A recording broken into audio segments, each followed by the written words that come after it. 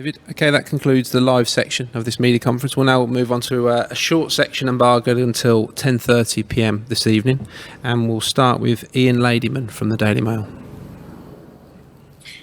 Hi Mason, hope you're well. I'm just returning briefly to a subject you touched on earlier about the Chelsea Academy. When you think about the way that you play, the way that you see football, the way you believe football should be played, the way you think about football, how much of that do you credit with the way you were brought up and drilled and educated at the Chelsea Academy?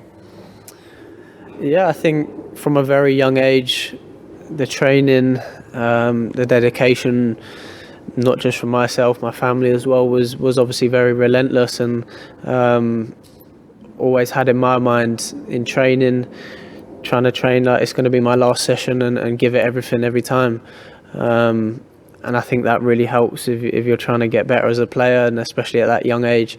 I was never the biggest, never the strongest or quickest, but I think my work ethic and what I put in really helped me get better as a player, and it's helped me to get where I am now, definitely. What about the way that you were told to play from a tactical point of view? Yeah, it was, I think from a very young age it was very tactical. The focus wasn't always too much on winning. It was a lot about learning how to play in tough games, or in different circumstances how to swap formations or play in different positions. That was always something I remember, playing in loads of different positions when I was younger, and learning about what it takes to play in a right wing role or holding midfielder or striker. I had a lot of experiences in them different formations and positions, so it really helps. And now I can feel like I can play in different positions, and I know how to adapt, and that helps when you're playing now. Thanks, Ian. Next we'll go to Dan King from The Sun. Just first quick one, Mason. Hope you're well. I know you were already in your 20s by then. 3 years ago when England lost, was it? Were you too old to be in tears about it? And if so, can you remember when you did cry at an England defeat? I mean, I don't think you're ever too old to have a cry, especially when your country loses. I'm a fan, so to watch that, I was probably pretty close. Obviously, to witness England get to a final, it would have been unbelievable. So we was that close. But I can't. When I was last proper cried, I must have been quite young. I don't know if I knew what was quite going on. I probably saw my family crying, so I joined in. Yeah, it was, whenever you're watching your country play, you're very emotionally involved, and it means a lot.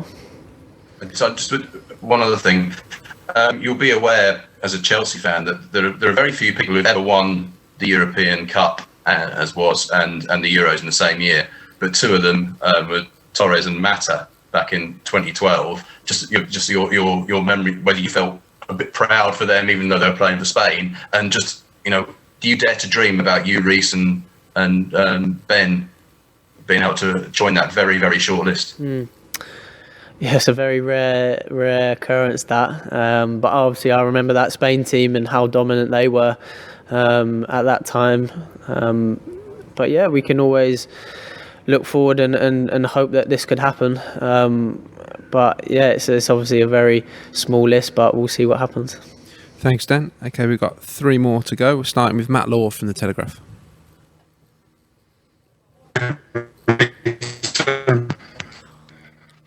Sorry, Matt, you got some internet issues at your end. We'll jump to Jack Rosser from The Standard and try Matt again after that. Hi, Mason.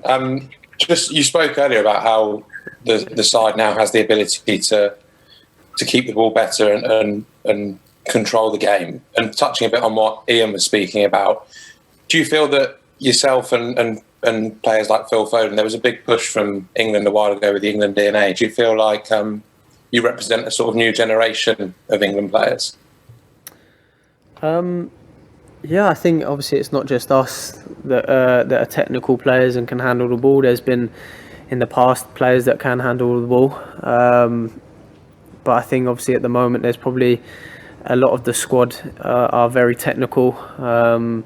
Players that have had experience abroad, the boys coming from Germany, playing in that league. It's a very technical league. And obviously it's a couple from Spain as well. So it always helps when you have them experiences and play around that type of football. I played in Holland, and that was a very technical league, and I learned a lot from that experience as well. So we have players that can handle the ball and like to play that type of football, and that always helps. Thanks, Jack. We'll jump back and try Matt Law once more. Matt, are you there? Hi, Mason. I think I should be all right now. Can you hear me? Yeah, there we go. Good stuff. I just wanted to, it was kind of two questions. One very short one. I just wondered, with you talking about swapping shirts with Modric, whether as an England player you'll be allowed to swap shirts during this tournament. I know some managers like it and some managers don't. And then secondly, that trip in 2018 when you went over to Russia with Phil Foden and Ryan Sessegnon, and you were on the BBC set and you were going around sightseeing.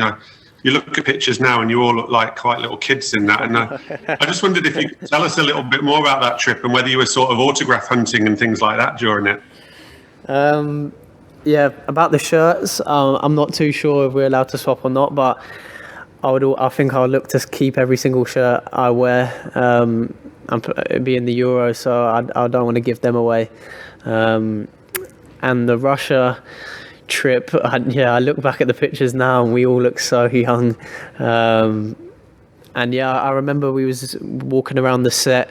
We did a little interview with Shearer and Lineker, I think it was, and we actually stumbled across Fabregas, and we had a little chat with him in that, and he actually recognised me or remembered me from training at Chelsea. And yeah, obviously we know he's an absolute legend and what he's done in the sport, and for us to kind of have a little chat with him and even with obviously Lineker and Shearer as well, it is special to be around them people and learn little bits from them. And yeah, it was a special trip, and we all very enjoyed it. Thanks, Matt. And we'll finish with Andy Dunn from the Mirror. Hi, Mason. It's just really a bit of a follow-on question to what Dan was asking you. You know, a couple of weeks ago, you won the Champions League final in front of probably about 6,000 or 7,000 Chelsea fans in the Dragão in Porto. We were there. It was a great occasion. Have you ever then thought about the picture of, 6 weeks further on, the possibility of England winning the Euros in a Wembley that might even be almost full? And can you imagine comparing the two and what that would feel like? Yeah, I mean, you was at the final, and the atmosphere at that game, even though it wasn't full, packed out, was unbelievable. We've been obviously without fans for over a year until recently, and to have them back, even at a couple thousand, it's such a special atmosphere, and something that as players we thrive off and live off.